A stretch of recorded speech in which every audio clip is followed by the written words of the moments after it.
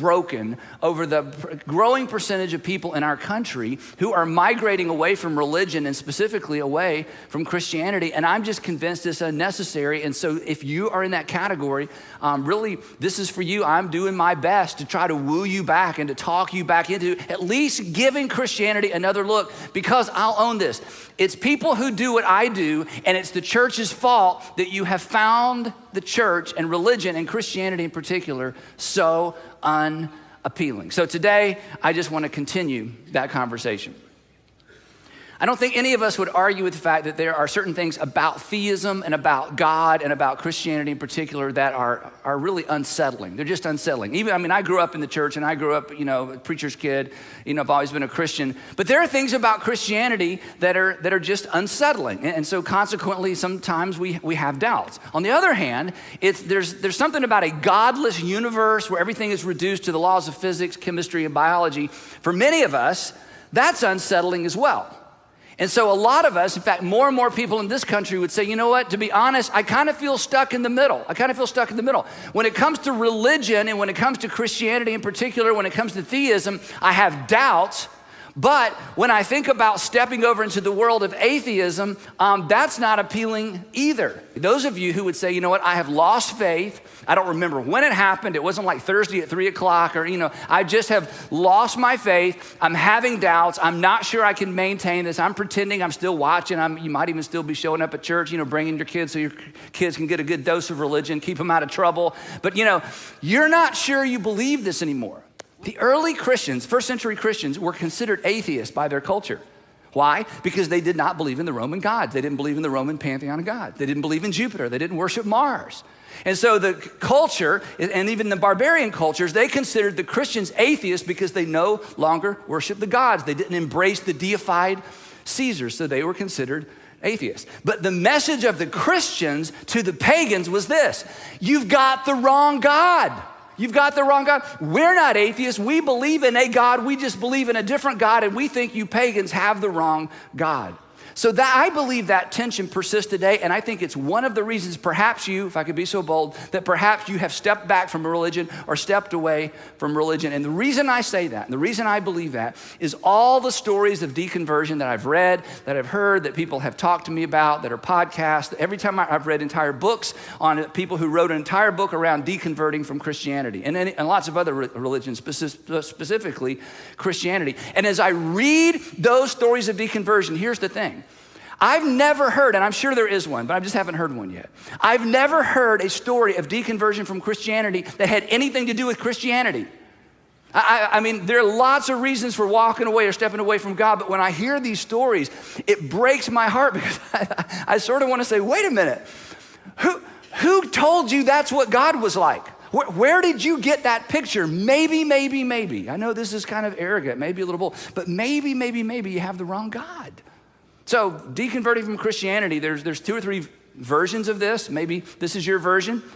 Grew up in a religious environment, maybe not even Christianity, but just religion in general. Grew up in a religious environment, experienced some sort of childhood conversion, and then you transition to an irreligious environment like college, or your family moved, or you changed friends, but suddenly you're in an irreligious environment and you liked it. A lot. In fact, you liked it better. And then you began asking adult questions about your childhood faith. And in response, you received faith-based answers to your fact-based questions. And it just kind of dawns on you. I don't believe it anymore. I don't believe. Maybe your story is a little bit different. Maybe your story hinges on something that happened. There was some big event. Your story may go more like this. Grew up in a religious environment, experienced a childhood conversion of some sort, and then you experienced a faith-crushing or a faith-devastating event that just wiped out your faith. And you began, or at least hurt your faith, and so you too began asking adult questions of your childhood faith. And again, you receive faith-based answers to fact-based questions. And your response may be what one blogger wrote when she wrote, "One day it dawned on me, I couldn't believe anymore. I wanted to believe, but I couldn't believe anymore. I could not reconcile the God I grew up with the reality of my life. I could not reconcile the God of my childhood, the way I was taught God was and what God would do. I just could not reconcile God with reality, and I could not deny reality, so I couldn't believe anymore. Now, the interesting thing about deconversion stories is that, there are many versions of deconversion stories. In fact, yours might be a hybrid. Your story may be, grew up in a religious environment, had a childhood conversion, and you didn't have anything bad happen to you, and you didn't move away or go off to college and lose your faith. You may just be one of those people who just started asking questions. And your parents couldn't ask your questions, and your pastor gave you answers that were not satisfactory, and somebody gave you a few books, but they didn't address your questions. And you may have just thought your way away from religion in general or away from Christianity. And you would say, you know what, I used to be one of those people. I used to be a religious person. I used to be a Christian. But regardless of what your story is, here's something I've discovered. The versions of Christianity that most people deconvert from share two characteristics. The versions of Christianity. Here's what I mean by the versions of Christianity. If you grow up in a church, you grew up with a version of Christianity. It may have been super fundamentalist, it may have been super liberal, it might have been super charismatic, it might have been super Baptist, super Presbyterian, Catholic, whatever it might be. There are all these different versions. And everybody who deconverts or who steps away from religion or who steps away from Christianity, let's be honest, you step away from a version, the version that you grew up in or the version that you were a part of when you deconverted or when you stepped away from Christianity. And every single version of Christianity that I've ever heard of that people step away from share these two characteristics. A somebody told me so God and a Bible tells me so Jesus. Somebody told me so God. In other words, here's how God was presented. Here's what I was taught God is like. Here's what they said the Bible said about God. And so that was my picture of God. And when I stepped away, that's who I stepped away from. A Bible tells me so Jesus. Every time I ask a question, they would say, but the Bible says. And I would ask, but the Bible says, the Bible teaches, the Bible says, the Bible teaches. And it was like, okay, but what you're telling me does not reconcile with my experience or reality. Today, I'm going to talk about a somebody told me so God. And then next week will be one of the most disturbing messages you ever hear on a Bible tells me so Jesus. You really don't want to miss next week. So let's start with a somebody told me so God. The person that I think describes this transition or this tension the best. You grew up in church, you grew up in some kind of religious home, and God's presented to you in a certain way. And so you just believe what your parents say, you believe what the priest says, you believe what your pastor says. Your child, so here's what God is like. But the person I think that really, really, really gets to the core of the tension is a woman, a writer named Karen Armstrong. I've read about a half a dozen of Karen Armstrong's books. She's a fabulous writer, great thinker. And one of the reasons I like Karen is she's a double nun. Let me tell you what I mean by that.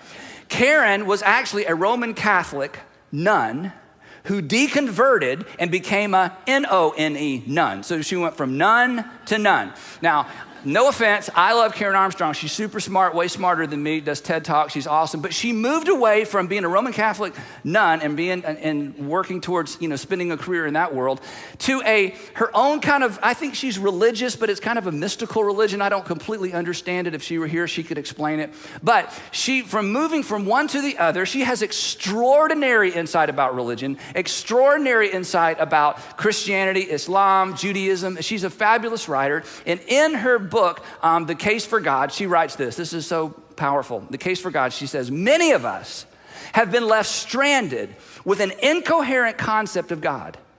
We learned about God at about the same time as we were told about Santa Claus. But while our understanding of the Santa Claus phenomenon evolved and matured, our theology remained somewhat infantile. Not surprisingly, when we attained intellectual maturity, many of us rejected the God we had inherited and denied that he existed. And this may have been your experience. In fact, to some degree, I'll own this, this is all of our experience because most of us were presented with the concept of God when we were very, very young. So what I want to do for the next few minutes is I want to talk about the gods that we grew up with. The gods that we grew up with that do not exist. The gods that we grew up with that do not exist, and you should not believe in them anymore. The gods that we grew up with that perhaps are the gods or one of the gods that you walked away from and you should have walked away from, because that God doesn't exist. But that doesn't mean there isn't a God who exists. So real quick, our growing up gods. We'll go through this list pretty quick. This first one, we're gonna call bodyguard God. Now, this is not my phrase. I gotta be honest. There is a gentleman named Corey Wilkes who was baptized today. Corey Wilkes was baptized today at Buckhead Church. And when I watched Corey's baptism video, he talked about bodyguard God. That's where I got this phrase. I love this. I was gonna call it guardrail God. I love his better.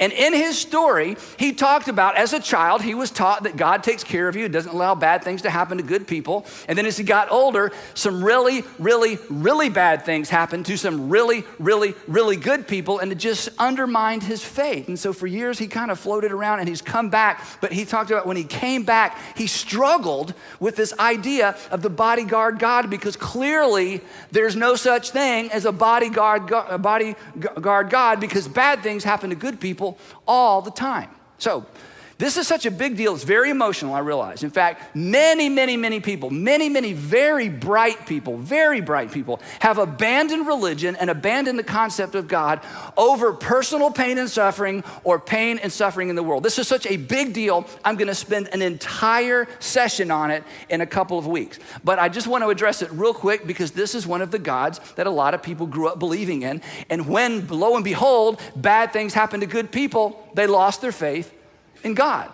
Now, this is completely a leftover from childhood. No one has ever made the following argument.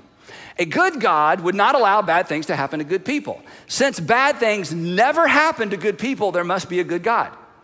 No one has ever made that, or that is not an argument for the existence of God.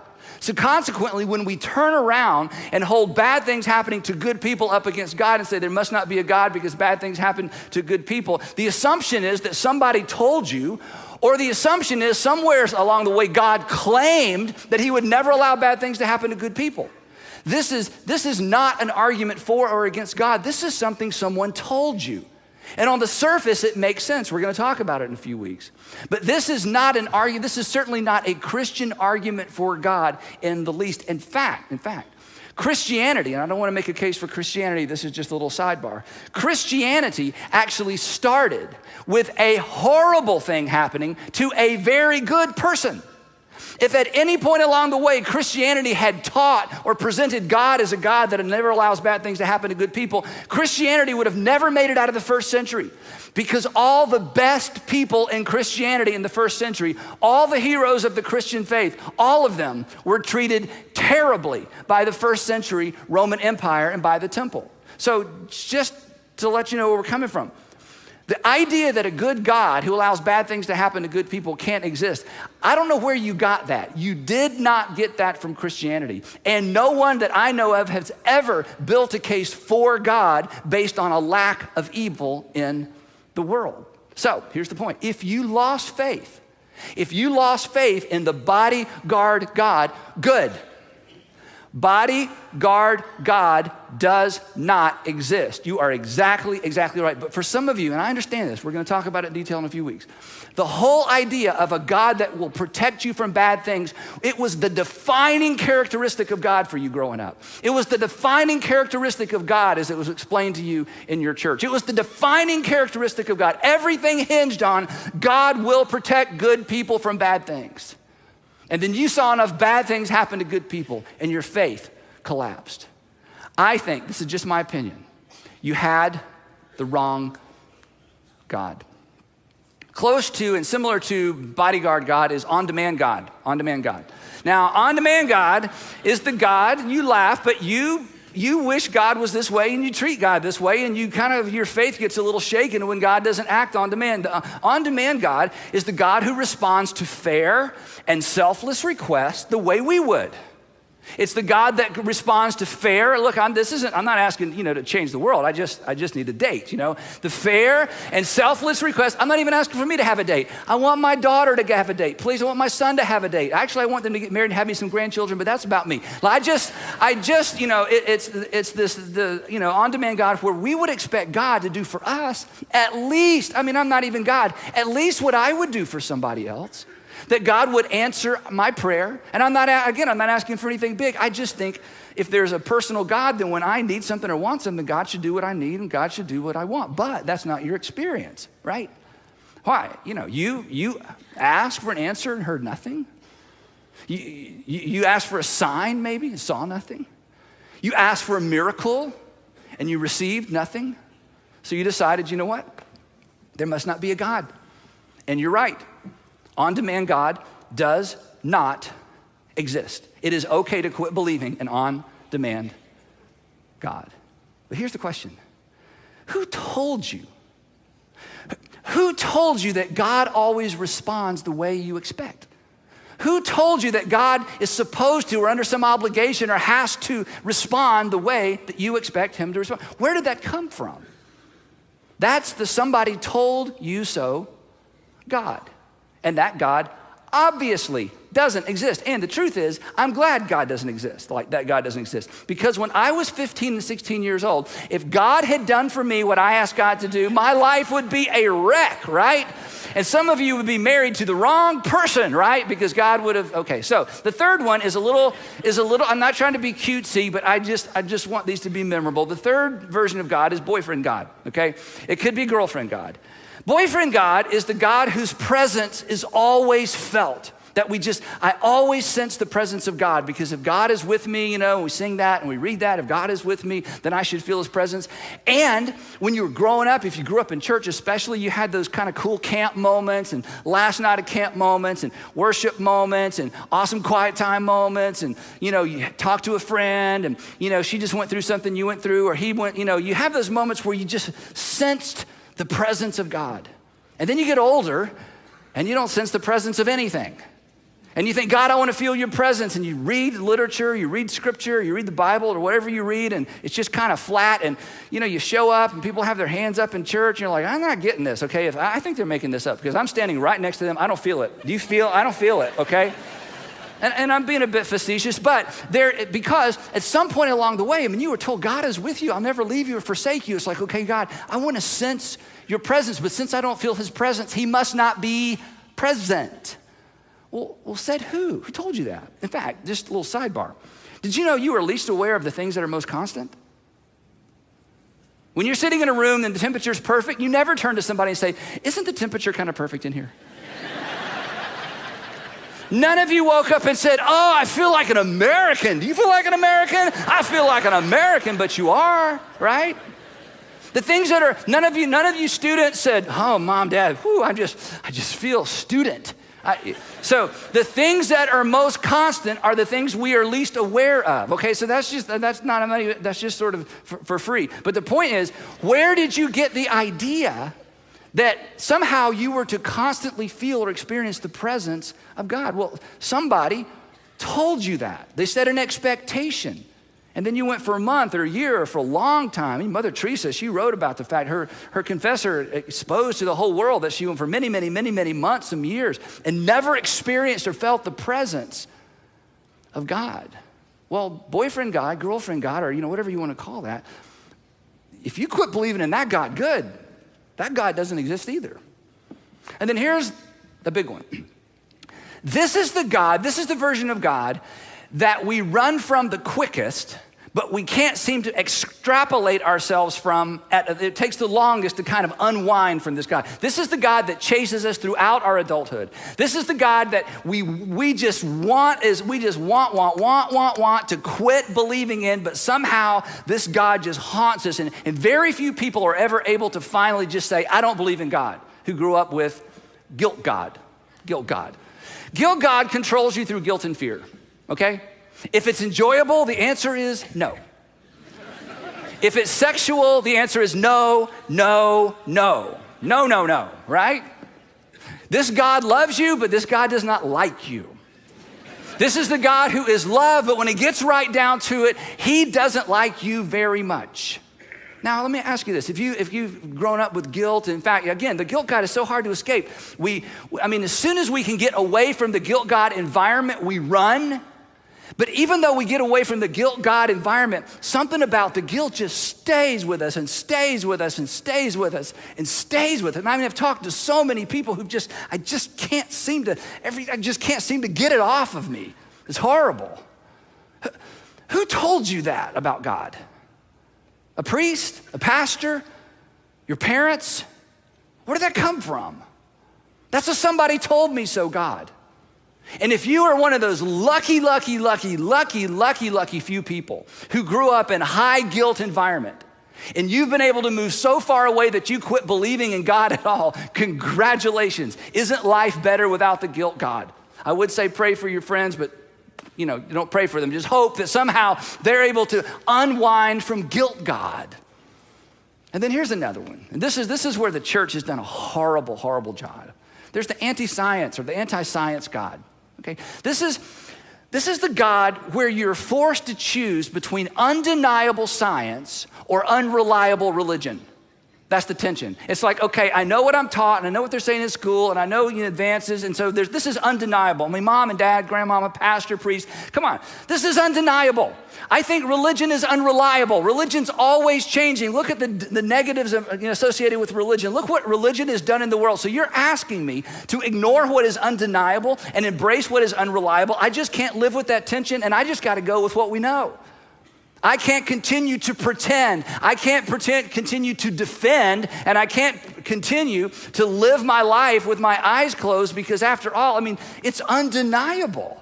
And when religion and science conflict, at the end of the day, if you are an honest person, science must win. But the message that we get sometimes, and the message you grew up with, and perhaps the reason you just walked away from God, is you grew up with a message that said, quit thinking and just start believing. Quit thinking. Quit asking all those questions. Just believe. You just have to believe. Now, we're going to talk about this in a couple weeks, too. This whole thing about believe, that religion is just based on belief and Christianity is just based on belief, that is not true. That's something else that you were taught that is absolutely not true. Just a little, commercial. We become a Christian through faith, but we're not Christians because we just believe things. That's absurd. And if you grew up with that kind of faith, no wonder you walked away. Again, Richard Dawkins nails it. Here's what he says.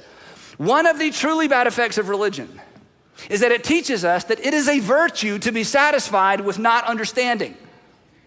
That it's a virtue to say, well, we don't have to know, we just believe. And here's the deal. Your Sunday school God probably could not be reconciled with science. I understand that. Your Sunday school God, the God that your church left you with as a child or even a middle school or a high school and it never went beyond that God probably cannot be reconciled with science. But here's some good news. God or science is a false alternative. God or science is a false alternative. And I can prove that to you through your own behavior. As Christians, when it comes to this, and if you're agnostic or atheist or anti-Christian, let me just give you a little ammunition here. We are such hypocrites when it comes to this. But don't share this outside the room, okay? Here's what happens. All the Christian parents and grandparents, for just a minute, Christian parents, when your kids get sick, like really sick, where do you take them? To the church? No. You take them to the doctor. And the doctor examines your child, and this seems serious, and there's this fever, we can't get the fever. So we're gonna do a blood draw. We're gonna look at their blood, and we're gonna send it off to a lab, and we're gonna call you tomorrow. And you are sitting by the phone. You got all your friends pray, and everybody pray, but you're sitting by the phone. Pray, but I'm sitting by the phone. And the phone rings, and we got the labs back. And the person on the other end of the line says this, we've looked at the labs and here's what we've concluded. We really believe that God is trying to teach you something. It's like, no, look up here, listen to me. I want a natural explanation and then I want a natural solution. Okay, I want you to tell me what is wrong with my child, and then I want you to prescribe something or explain to me what we are going to do in the real, tangible, material world to fix and heal my child. Because when it comes to illness and when it comes to sickness, we are all about science. And the moment your theology conflicts with the discoveries of science, you have a theological problem, not a science problem. And one of the things that we have done a terrible job of through the years as Christians and as a church is we've sent kids off to college, universities, and graduate school with this false sense of conflict between faith or religion, or in our case, Christianity, and science. We're hypocrites. If we lean into science for our health, why would we reject science in any other capacity? It is a false alternative, which means if you felt forced out of your faith, if you felt forced away specifically from Christianity because of something you learned in school or biology or chemistry or physics class or a math class, I am so sorry that someone presented you with the anti-God, the anti-science God. Because what Christians have historically believed is that God is the God of this, created the world.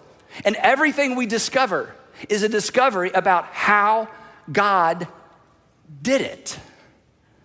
Now, that one leads to my final candidate in our God to the New Testament. And we're gonna call this is even a bigger deal for many of you Christians. In fact, I would say many of us fall into the trap of worshiping this God. We're gonna call this the gap God. Gap God, as opposed to the American Eagle God or the Abercrombie God. It's the gap God. Now, the gap God, and in fact, I bet all of us are guilty of this. And again, we set the next generation up for unnecessary tension. The gap God and the gap God idea is that God conveniently shows up as an explanation for everything we can't currently explain. Every time something happens we can't explain, we go, that's God, it's a God thing. Driving to the mall, if the place is packed, I'm like, God, I need a parking spot. I mean, this guy pulls out, I pulled out, I said, thank you, it was a God thing. It was a God thing. Maybe, maybe not. But if we're not careful, our entire faith begins to rest on the God who shows up and explains as an explanation for the unexplainable. And ultimately, this is so huge, this undermines faith in God. This does not build faith in God. This undermines faith in God. And here's why. Because the list of things that we can't explain is getting smaller. Good. The list of things we can explain is getting longer. That's good. Don't you hope that ultimately science is able to cure every disease? Yes. Do you think there is in the world today some sort of disease that they'll never be able to cure, and they're eventually going to come to the conclusion, well, since we can't cure this disease, God must have put it here to teach us something or to use it to wipe out the people that God, would anybody be satisfied and say, let's not even investigate that disease because God put it here? No. Yet in other areas of our thinking and belief as Christians, we fall into the gap. Does no one remember that ad but me? Okay, never mind. We fall into the gap. So here's the thing. Don't forget this. And let me just say, if you lost faith because the only God you ever presented with was the gap God, that's the church's fault. I don't blame you for leaving. The gap God doesn't exist. Here's why. Unexplainable today may be explainable tomorrow. So if your faith, if your confidence in God rests on unexplainable things, it is just a matter of time to where your faith goes bye-bye, because hopefully more and more and more things, especially the important things, will become explainable. Christians have to be careful, and here's why. Unexplainable is not evidence for the existence of God. You need to underline this, mark this, eliminate this from your conversation, implying this with your kids or your grandkids. Unexplainable is not evidence for the existence of God. Unexplainable, in most cases, is evidence for the existence of our ignorance. Unexplainable is not evidence for God. Unexplainable is evidence, in most cases, not all cases, of our ignorance. Sam Harris, famous atheist, says this, is such a great line. He says, we must pay attention. We must pay attention to the frontiers of our ignorance, because on the frontiers of our ignorance is where new things are discovered and found. And here's what I know about everybody listening. You are for that when it comes to medicine. You are for that when it comes to curing diseases. You are for that when it comes to dealing with the thing your grandfather's struggling with or one of your children's. We are for this. Somebody needs to be out on the frontiers of our ignorance, coming up with explanations for things we can't explain. And the moment you as a Christian or I as a Christian embrace this whole myth of the God that just fills in the gap and he's the explanation for everything we can't understand, you have begun to undermine your own faith. It's not an argument for the existence of God. The gap God does not exist. So, the gods we grew up with, the gods of the New Testament, the bodyguard God, on-demand God, boyfriend God, guilt God, anti-science God, gap God, they don't exist. If you quit believing in any of these, thumbs up, way to go. Like Cupid, some of you are still hanging on to Cupid, but like Cupid, they don't exist. Now, here's my final point. This is huge, okay? These are not reasons or arguments for or against anything. And we're gonna get to this, but the person that says, bad things happen, I can't believe in a God. Okay, wait. Bad things happen to good people. That's a reality. That's not an argument for anything. It's not even evidence for anything. Other than that, the God who doesn't allow bad things to happen to good people doesn't exist. It's evidence for that, but we don't believe in that God anyway. These are not evidence. You know what these are? This is so important. And I know right now some of you are pushing back, what about, and you left out. I know, I only get 35 minutes, okay? So just be patient, we're just getting started. Here's what I want you to consider as we wrap up.